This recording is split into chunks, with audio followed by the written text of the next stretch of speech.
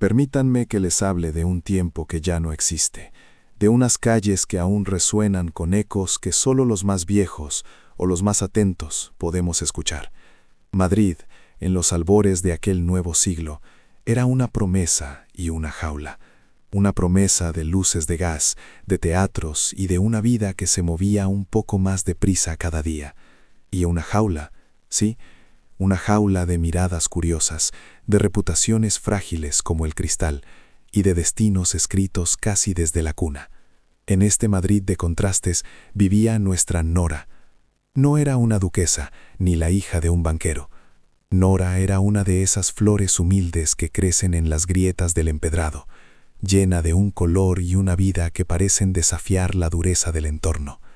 La recuerdo como si fuera ayer, con sus 19 años recién cumplidos, saliendo del taller de costura de la calle del Desengaño, con los dedos aún doloridos por la aguja, pero con una sonrisa que iluminaba el atardecer. Su mundo era pequeño, casi un pañuelo.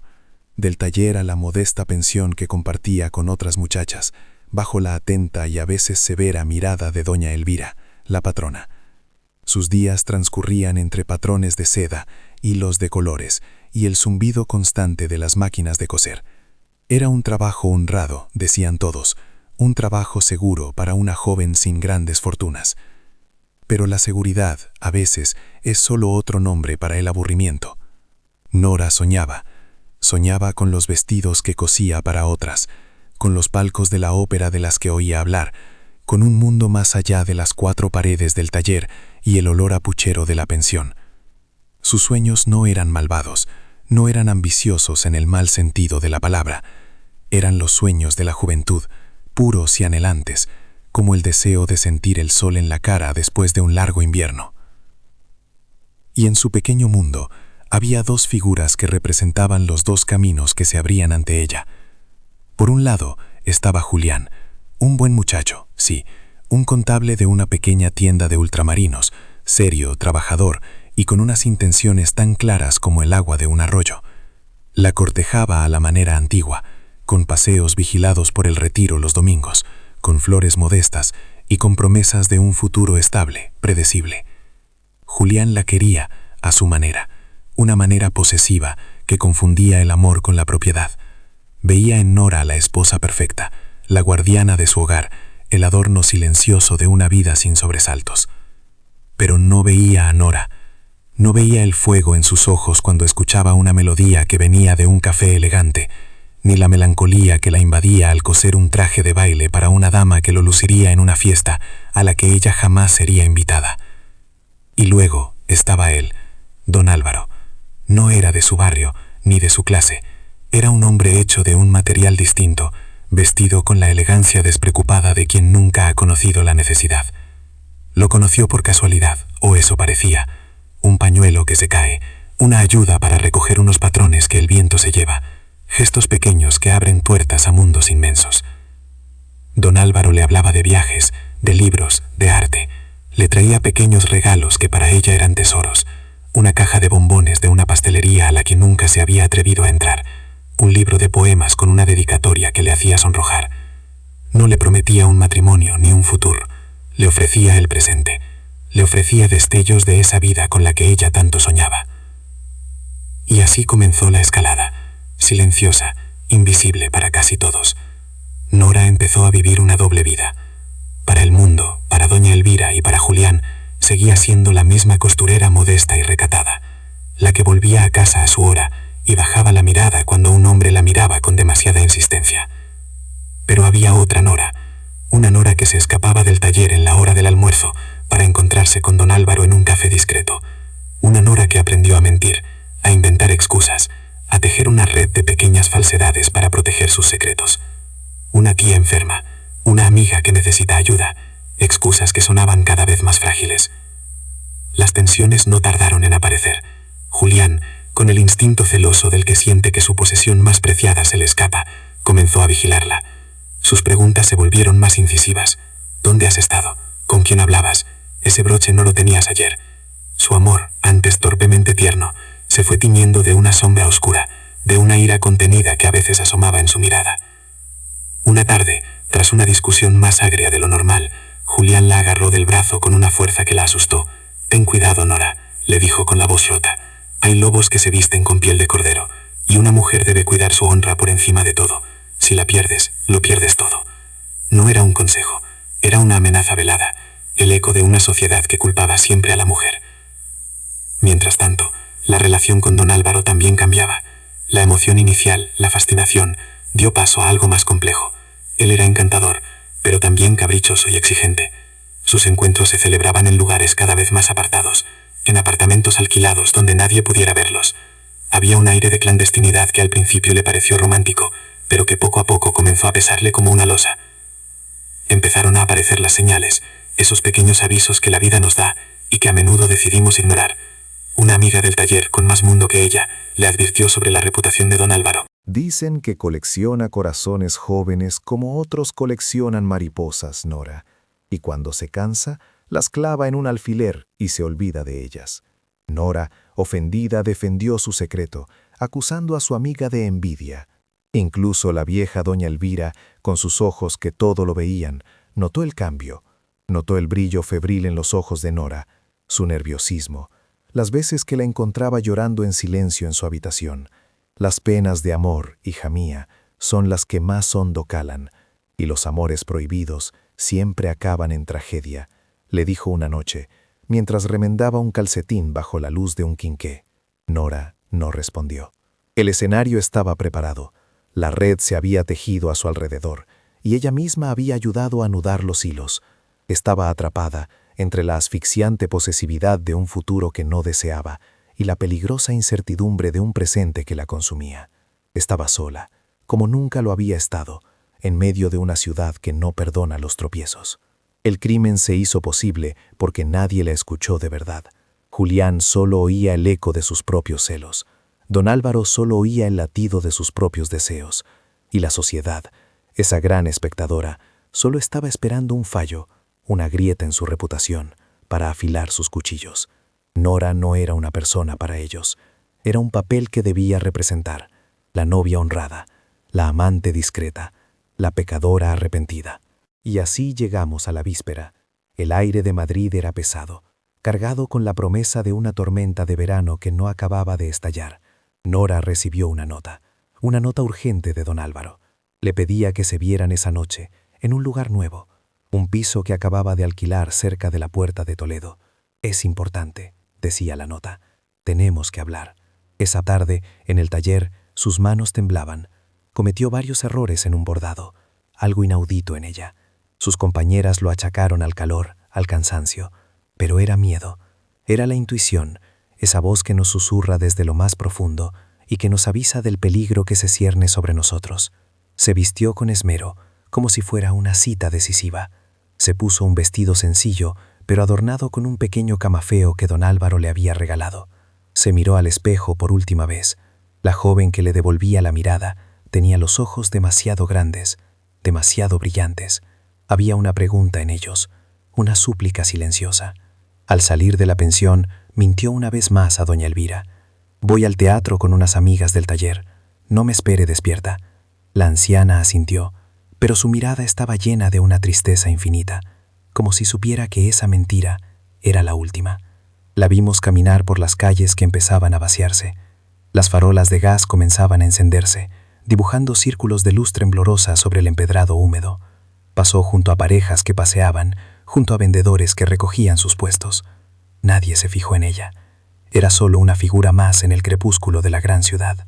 Al final de una calle estrecha y mal hilobillada, un coche de caballos la esperaba, con las cortinillas echadas.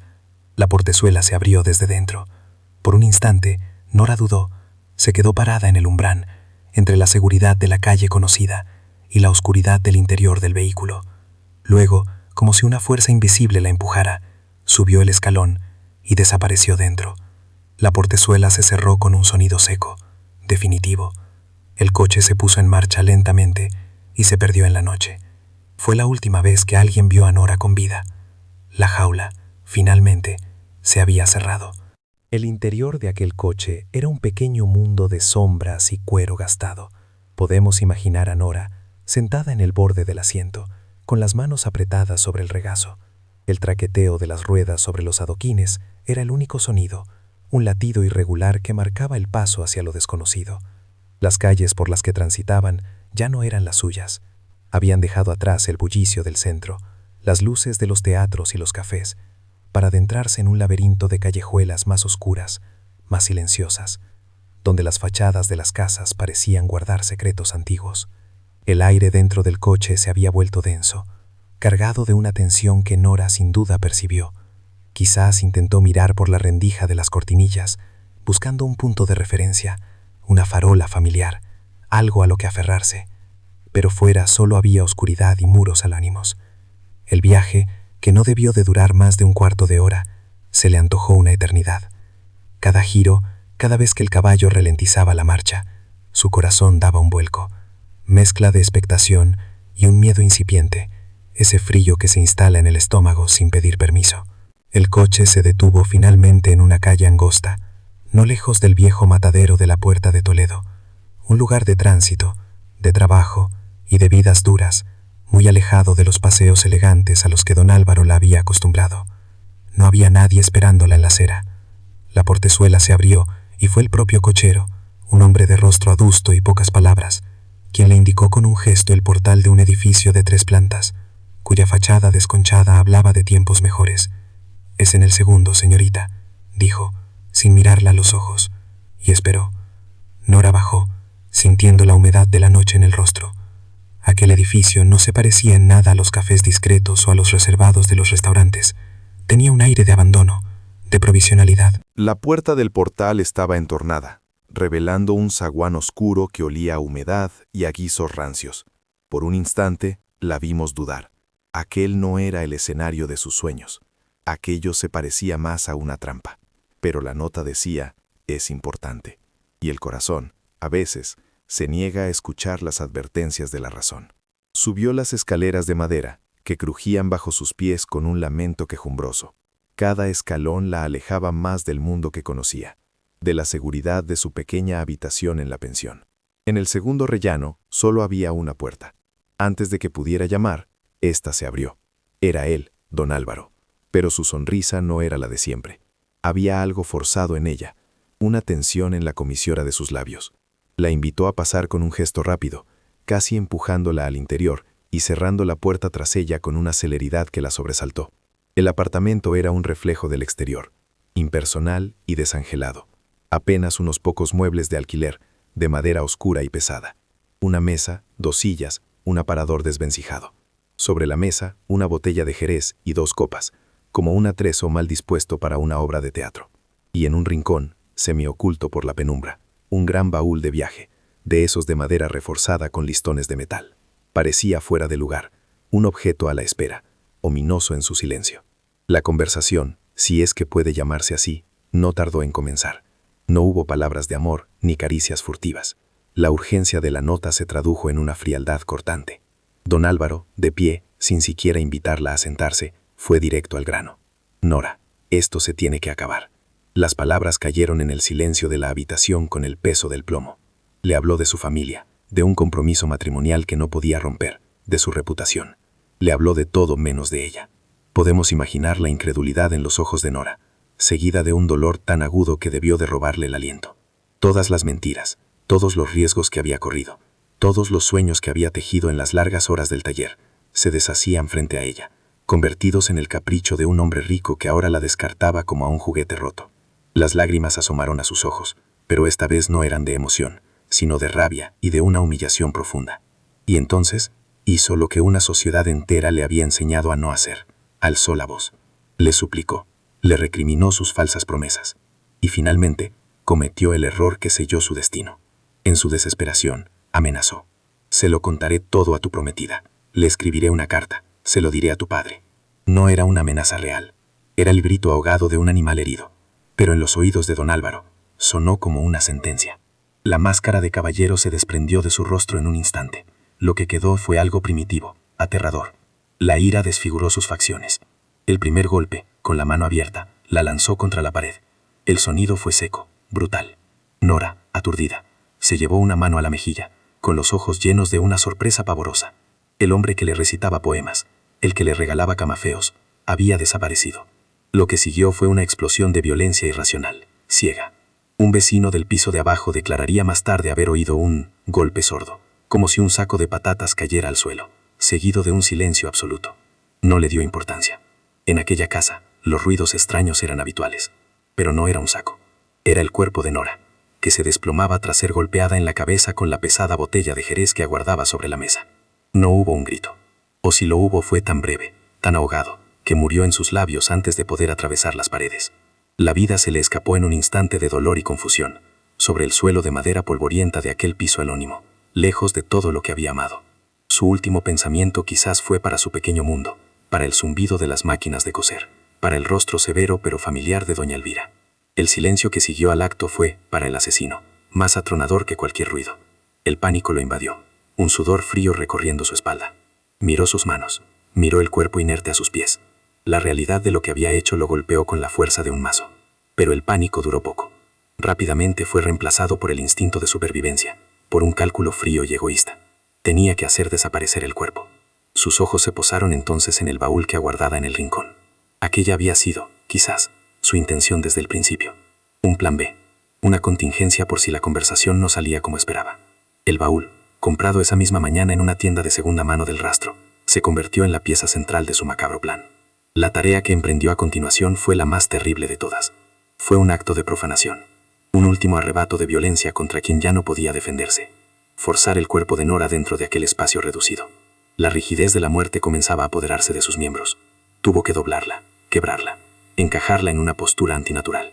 Una parodia grotesca de un feto en el vientre materno. El camafeo que ella lucía en el cuello se desprendió en el forcejeo, la losa de una tumba. Limpió apresuradamente las manchas de sangre del suelo con un trapo, que luego escondió en un bolsillo. Arrojó los restos de la botella rota a un cubo de la basura en el patio interior. Trató de borrar toda evidencia de lo que había ocurrido, de la vida que acababa de extinguir. Permaneció en el piso toda la noche, velando su propio crimen, esperando a que las primeras luces del alba le proporcionaran una coartada y la oportunidad de actuar. Con la llegada del día, bajó a la calle, con el aspecto de un hombre que ha pasado una mala noche, pero nada más. Se dirigió a la cercana plaza del Campillo del Mundo Nuevo, donde los mozos de cuerda esperaban trabajos. Contrató a 2 de ellos, 2 hombres fuertes y necesitados, diciéndoles que tenía que trasladar un baúl con libros y enseres personales a la estación de Atocha. Les ofreció una buena paga para acallar cualquier pregunta. Los mozos subieron al piso. Uno de ellos, un muchacho llamado Felipe, recordaría después ante la policía el peso descomunal de aquel baúl. Pesaba como un muerto, señor juez, diría, sin saber cuán acertada era su macabra comparación. También recordaría el olor, un olor extraño, ligeramente dulzón y metálico, que el caballero atribuyó a unos productos químicos para la encuadernación de libros que también iban dentro. Los hombres, acostumbrados a cargar todo tipo de bultos, no le dieron más importancia. Cargaron el baúl en un carro de mano y emprendieron el camino hacia la estación, con el asesino caminando a su lado, vigilante y pálido. En la oficina de facturación de equipajes de la estación de Mediodía, el baúl fue depositado junto a decenas de otros bultos. Don Álvaro pagó la tarifa de consigna, recibió un resguardo con un número y les dio una generosa propina a los mozos para que se marcharan rápidamente. Durante un instante, se quedó mirando el baúl, ahora uno más entre la multitud, anónimo, silencioso. Luego, se dio la vuelta y se mezcló con el gentío de la estación. Salió a la calle, bajo el sol de una nueva mañana, y desapareció. Se reincorporó a su vida, a su mundo de apariencias y privilegios, dejando atrás un ataúd de madera y metal.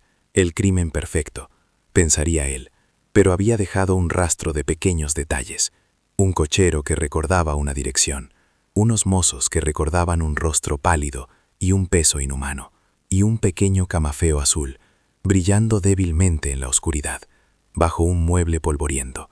El escenario para la segunda parte de la tragedia de Nora ya estaba dispuesto. El hedor comenzó como un susurro, una nota discordante en la sinfonía de carbón, vapor y sudor que era la estación de Mediodía. Durante un par de días, nadie le prestó atención. Los bultos olvidados eran algo común, maletas de viajantes despistados o fardos de mercancías que esperaban su destino. Pero aquel olor era distinto. No era el olor agrio de la comida en mal estado, ni el rancio de la ropa húmeda. Era un olor dulzón, penetrante y profundamente orgánico, que se aferraba al aire denso del verano y se negaba a desaparecer. Los mozos de la consigna empezaron a quejarse. Las moscas, atraídas por la promesa invisible de la descomposición, zumbaban en un enjambre cada vez más denso alrededor de un gran baúl de madera, uno más entre tantos. El jefe de estación, un hombre práctico y de pocas paciencias, consultó sus libros. El baúl había sido depositado hacía ya 3 días. Nadie lo había reclamado. La dirección del remitente era ilegible. Un garabato sin sentido. Tras deliberar con un par de guardias civiles que hacían la ronda, se tomó una decisión. Había que abrirlo. Llamaron a un cerrajero del barrio, que llegó con su maletín de herramientas y una curiosidad mal disimulada. Forzó la cerradura con un par de golpes secos. El silencio se apoderó del rincón de la consigna, mientras levantaba la pesada tapa. Lo que vieron allí dentro congeló la sangre en las venas de los hombres más curtidos. Un grito ahogado, una arcada. El cerrajero retrocedió, pálido como la cera. El jefe de estación se asomó y su rostro se transformó en una máscara de horror. La noticia corrió como la pólvora por los andenes, y en menos de una hora, el crimen del baúl ya era la comidilla de todo Madrid. La llegada del comisario Velasco y sus hombres marcó el inicio oficial de la investigación. Velasco era un hombre forjado en el viejo molde, un policía que confiaba más en su instinto y en el conocimiento de las bajas pasiones humanas que en las nuevas técnicas de investigación que empezaban a llegar de Francia. Observó la escena con ojos cansados. El cuerpo, terriblemente contraído, era de una mujer joven. La ropa, aunque modesta, era de buena factura y estaba limpia. No había signos evidentes de robo. Aquello, para él, olía a crimen pasional. Las primeras pesquisas fueron un ejercicio de frustración. El cuerpo no llevaba ninguna identificación. Era un rostro anónimo, desfigurado por la muerte y el confinamiento. Los empleados de la estación no recordaban con claridad quién había depositado el baúl. Habían sido 2 mozos de cuerda, sí, pero ¿quién los había contratado? En una ciudad de cientos de miles de almas, encontrar a 2 mozos sin nombre era como buscar 2 agujas en un pajar. El baúl tampoco ofrecía pistas. Era viejo, de un modelo común, sin marcas distintivas. Mientras la policía daba sus primeros palos de ciego, la prensa se abalanzó sobre la historia como un depredador sobre su presa. Los diarios de la mañana siguiente ya llevaban el suceso en sus portadas, con grabados sensacionalistas que imaginaban el macabro hallazgo. El misterio del baúl de Atocha, un crimen horrendo sacude la capital. El anonimato de la víctima la convirtió en un lienzo en blanco, sobre el que cada periodista y cada lector proyectaba sus propios miedos y fantasías. ¿Era una dama de alta cuna caída en desgracia? ¿Una bailarina de vida alegre? ¿Una pobre muchacha llegada de provincias para buscar fortuna? La ciudad entera se convirtió en un hervidero de rumores. En los cafés, en los mercados, en las tertulias de los salones no se hablaba de otra cosa. El crimen del baúl se convirtió en un espectáculo, un entretenimiento macabro que servía para romper la monotonía del verano. Y en medio de todo ese ruido, la verdad sobre Nora se perdía, se difuminaba, antes incluso de haber sido encontrada. La presión sobre el comisario Velasco era inmensa, necesitaba un nombre y necesitaba un culpable. El primer rayo de luz llegó de un lugar inesperado. Un joven inspector, más metódico que su superior, se dedicó a examinar la ropa de la víctima con una lupa. En el forro interior del vestido encontró lo que buscaba, una pequeña etiqueta de tela, casi borrada por el uso, con el nombre del taller de costura de la calle del Desengaño. Era una pista minúscula, pero fue suficiente. La visita al taller fue como arrojar una piedra en un estanque en calma. Las costureras, al ver el retal del vestido, se miraron unas a otras con los ojos llenos de pavor. Doña Elvira, la patrona, reconoció la tela de inmediato, y cuando los policías describieron a la joven, sus facciones, el color de su pelo, la vieja mujer se derrumbó en una silla, llevándose las manos a la cara. «Es Nora», susurró con la voz rota. «Es nuestra Nora». Con un nombre, la investigación cobró un nuevo impulso, y con el nombre llegó el primer sospechoso. Las compañeras de Nora, entre sollozos, hablaron de Julián, hablaron de su carácter celoso, de sus maneras posesivas, de las discusiones que habían presenciado. Contaron cómo la esperaba a la salida del taller, con la mirada sombría. Una de ellas incluso recordó la amenaza velada que le había hecho semanas antes. Para el comisario Velasco, el caso empezaba a encajar. El novio celoso, el amante despechado. Era una historia tan vieja como el mundo. Julián fue detenido esa misma tarde en la tienda de ultramarinos donde trabajaba. Su mundo se vino abajo. La noticia de la muerte de Nora lo dejó sin habla, pero su dolor fue interpretado por los policías como la culpa de un asesino acorralado. Lo llevaron a la Dirección General de Seguridad en la Puerta del Sol y allí, en una sala pequeña y sin ventanas, comenzó el interrogatorio. Julián, confundido y aterrorizado, se enredó en sus propias contradicciones. Admitió sus celos, admitió las discusiones. Negó el crimen, por supuesto, pero su coartada para la noche de la desaparición era débil. Había estado solo en su cuarto, leyendo. ¿Quién podía confirmarlo? Nadie. Mientras Julián sufría en los calabozos, el cuerpo de Nora fue trasladado al depósito judicial para ser examinado por el doctor Benítez, uno de los primeros médicos legistas de la ciudad. Benítez era un hombre de ciencia, un pionero que creía en las pruebas y en la evidencia, no en los instintos. Su autopsia fue meticulosa, casi un ritual, y sus hallazgos contaron una historia mucho más brutal de lo que nadie había imaginado. La causa de la muerte determinó, había sido un golpe tremendo en la cabeza con un objeto pesado y contundente. Pero había más. Descubrió varias fracturas en los brazos y las costillas de Nora, fracturas post-mortem, heridas provocadas al forzar su cuerpo, ya sin vida, para que cupiera en el espacio imposible del baúl. Fue un acto de una frialdad y una brutalidad que helaba la sangre. Aquella violencia metódica no parecía encajar con el arrebato de un novio celoso, parecía más bien la obra de alguien desesperado por ocultar su crimen a toda costa. Pero la opinión pública, azuzada por las filtraciones interesadas de la policía, ya había dictado su sentencia. Julián era el monstruo, y Nora, por desgracia, comenzó a sufrir su segunda muerte. Los mismos periódicos que la habían presentado como una víctima misteriosa, ahora se dedicaban a desenterrar o a inventar los detalles de su vida. Hablaron de su coquetería, de su ambición, insinuaron que llevaba una doble vida, que provocaba a los hombres. De repente ya no era la pobre costurera, sino una joven de moral distraída, que había encontrado el final que, de alguna manera, se había buscado.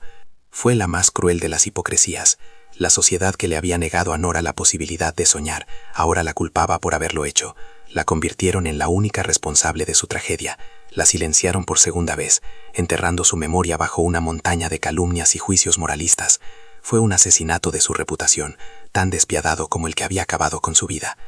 La investigación parecía estancada en la culpabilidad de Julián. El comisario Velasco estaba convencido de tener a su hombre y preparaba el caso para el juez. Pero entonces ocurrió algo que nadie esperaba. La historia de los mozos de cuerda, publicada en los periódicos, llegó a los oídos de los hombres adecuados. Felipe y su compañero, los dos mozos que habían transportado el baúl, leyeron la noticia en una taberna y se quedaron de piedra. El peso, el olor, la estación de destino, todo coincidía. Asustados pero conscientes de su deber, se presentaron en comisaría. Su testimonio fue una bomba. Describieron al hombre que los había contratado. No era un contable modesto de ultramarinos. Era un caballero. Un hombre bien vestido, de manos finas y con un habla educada. Aunque su rostro, recordaron, estaba pálido como el de un muerto, y sus ojos no paraban de moverse, nerviosos. Y lo más importante, los llevaron directamente a la calle y al edificio donde habían recogido el baúl. El comisario Velasco, a regañadientes, ordenó registrar el piso de la Puerta de Toledo. A primera vista, no había nada. La habitación estaba casi vacía y alguien había hecho una limpieza superficial. Parecía otro callejón sin salida. Velasco estaba a punto de marcharse, frustrado, cuando el joven inspector que había encontrado la etiqueta del vestido, el de la mirada paciente, se agachó para mirar debajo del viejo aparador. Allí, cubierto de polvo, algo brilló débilmente bajo la luz de su linterna. Lo recogió con cuidado. Era un pequeño camafeo de cristal azul, con una delicada montura de plata. Un objeto insignificante para cualquiera, pero en el contexto de un asesinato podía serlo todo. Era la única pieza que no encajaba en la historia de Julián. Era un objeto demasiado fino, demasiado caro para un modesto contable. Llevaron el camafeo al taller de costura. Se lo mostraron a las amigas de Nora. Una de ellas, la más joven, ahogó un grito al verlo. «¡Es el suyo!», exclamó. «Se lo regaló él, el señorito». Cuando le preguntaron quién era él, la muchacha no supo dar un nombre. Nora siempre había sido muy discreta. pero pudo describirlo. Un hombre elegante, de unos 30 años, que a veces la esperaba en un coche de caballos al final de la calle. Un hombre que encajaba a la perfección con la descripción que habían dado los mozos de cuerda. De repente, el caso se dio la vuelta. La cómoda certeza de la culpabilidad de Julián se desmoronó. Ahora había dos figuras en la sombra, el novio pobre y celoso y el amante rico y misterioso. La policía se dio cuenta de que, en su prisa por cerrar el caso, habían estado a punto de cometer un error terrible. Habían seguido la pista más fácil, la que confirmaba sus prejuicios sobre las clases sociales y las relaciones humanas. La verdad era mucho más compleja y oscura.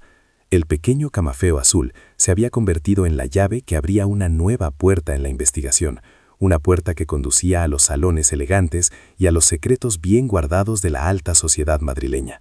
La búsqueda del asesino de Nora entraba en una nueva fase, una mucho más peligrosa y delicada. La verdadera casa, la casa del hombre al que todos conocían como Don Álvaro, acababa de comenzar. El pequeño camafeo azul. A simple vista, un objeto sin valor, pero en las manos del inspector se convirtió en la brújula que señalaría el verdadero norte del crimen. No era una joya de familia, ni un adorno que un modesto contable como Julián pudiera permitirse. Tenía la marca de un artesano, un pequeño joyero de la calle de la Montera, conocido por sus piezas delicadas y por su clientela distinguida. Y los hombres distinguidos, a diferencia de los mozos de cuerda, suelen dejar un rastro. El joyero, un anciano de memoria prodigiosa para los rostros y las joyas, no tardó en recordar. Recordó al caballero elegante que había comprado el camafeo hacía apenas un mes. Un hombre de buena planta, de voz impostada, y con la prisa de quien compra un capricho para una amante a la que no se toma demasiado en serio. No sabía su nombre, pero sí el de su familia. Era el hijo menor de los de la Serna y Mendoza, una estirpe de terratenientes y banqueros con palacetes cerca del Paseo de la Castellana. El nombre del misterioso don Álvaro era, finalmente, Álvaro de la Serna y Mendoza. La detención fue un escándalo que sacudió los cimientos de la alta sociedad madrileña. No se produjo en un callejón oscuro ni en una pensión de mala muerte. Los agentes del comisario Velasco, vestidos con sus mejores trajes para la ocasión, se presentaron en el Círculo de Bellas Artes, donde Álvaro jugaba una partida de bridge con sus amigos. La escena fue de una teatralidad exquisita. El murmullo que se extendió por el salón, las cartas que cayeron sobre el tapete verde, el rostro de Álvaro, que pasó de la incredulidad a una ira fría y aristocrática. No opuso resistencia. Estaba convencido de que el apellido de su familia era un escudo impenetrable.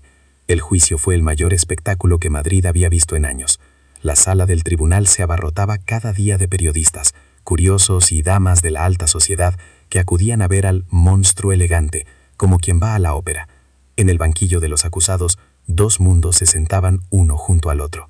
A un lado, Julián, pálido y consumido por el dolor y el miedo, el vivo retrato del pueblo llano atrapado en una pesadilla.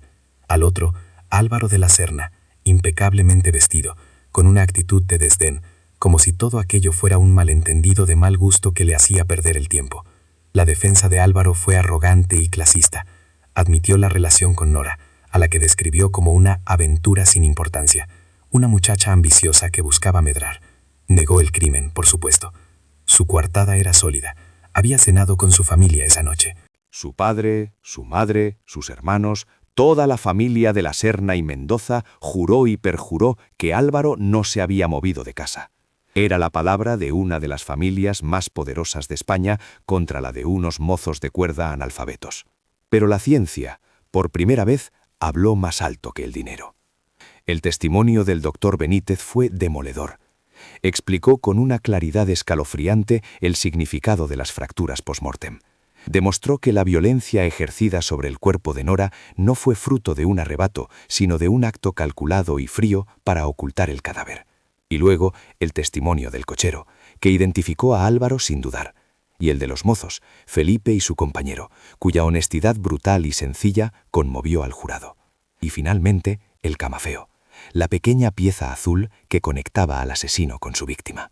El veredicto llegó tras días de deliberación que tuvieron en vilo a todo el país. Julián fue absuelto de todos los cargos. Lo vimos salir del juzgado, un hombre libre, pero con el alma rota, que se perdió entre la multitud sin decir una palabra. Nunca más se supo de él. Desapareció, llevándose consigo el fantasma de la mujer que amó, y que estuvo a punto de costarle la vida. Luego, el presidente del tribunal pronunció el nombre de Álvaro de la Serna y Mendoza, y la palabra que resonó en el silencio sepulcral de la sala fue culpable. La sentencia fue la máxima, pena de muerte en el garrote vil. El rostro de Álvaro, por primera vez, perdió su compostura. Se descompuso en una máscara de pánico y furia. Sin embargo, su escudo familiar, aunque agrietado, no se rompió del todo. Semanas después, gracias a influencias políticas y a una petición de indulto firmada por lo más granado de la sociedad, la pena le fue conmutada por la de cadena perpetua en el penal de Santoña. La justicia había hablado, sí, pero con dos voces distintas, una para los pobres y otra, un poco más indulgente, para los ricos. El caso de Nora, el crimen del baúl, no fue solo la crónica de un asesinato, fue un catalizador. Expuso de una manera brutal la incompetencia de unas fuerzas del orden que se guiaban por prejuicios de clase y la facilidad con la que un inocente podía acabar en el patíbulo. El clamor popular fue tal que obligó a una profunda reforma en los cuerpos de policía.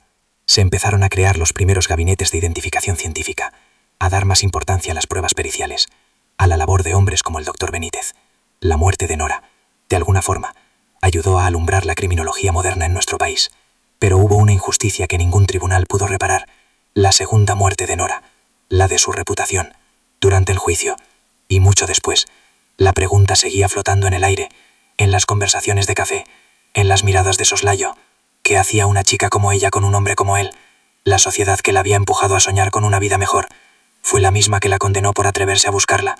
La convirtieron en una advertencia, en una moraleja sobre los peligros de la ambición femenina. Su memoria quedó manchada para siempre por la hipocresía de una época que exigía virtud a las mujeres, mientras perdonaba los vicios de los hombres. Hoy, cuando nosotros, los historiadores, miramos hacia atrás, no vemos solo un crimen pasional, vemos un femicidio en toda regla. Vemos el retrato de una estructura social despiadada, donde una mujer sin recursos era poco más que un objeto de uso y desecho para los hombres con poder. Vemos el reflejo de una prensa que, en su afán por vender periódicos, no dudó en destrozar la honra de una muerta. El caso de Nora es un espejo oscuro en el que se mira el Madrid de principios de siglo, con todas sus luces y sus muchísimas sombras. El eco de su historia ha perdurado a lo largo del tiempo. Se escribieron novelas de kiosco, coplas de ciego que se cantaban en las ferias, obras de teatro de gran éxito, y con los años, incluso alguna película que recreaba el suceso. El crimen del baúl se integró en la mitología negra de Madrid, convirtiéndose en un cuento con el que asustar a las jóvenes que llegaban a la capital llenas de sueños. Se convirtió en un nombre, en una leyenda. Pero en el proceso, la verdadera Nora, la joven costurera de la sonrisa cansada, se fue desvaneciendo. Y al final, ¿qué nos queda de ella? ¿Qué simboliza hoy la figura de Nora? Para mí, ella es el símbolo de todas las vidas anónimas que la historia olvida, de las mujeres silenciadas, cuya voz solo podemos intentar reconstruir a través de los ecos de su tragedia. Representa la fragilidad de los sueños frente a la brutalidad del poder. Es el recordatorio de que la justicia, a veces, es solo una palabra, y que la verdad puede ser sepultada bajo el peso de los prejuicios, con la misma facilidad con la que un cuerpo es encerrado en un baúl. Por eso, cuando camino por las calles de este Madrid que tanto ha cambiado, y paso por la calle del desengaño, donde antes estaba su taller, no puedo evitar pensar en ella, y me esfuerzo por no recordarla como la víctima anónima del baúl de Atocha. Intento recordarla como era en vida, una joven de 19 años, con los dedos doloridos por la aguja, que salía a la calle al atardecer y sonreía, porque a pesar de todo, se atrevía a soñar con un mundo donde, por fin, pudiera sentir el sol en la cara. Y en ese pequeño acto de memoria, quizás, les devolvemos una parte de la voz que le fue arrebatada.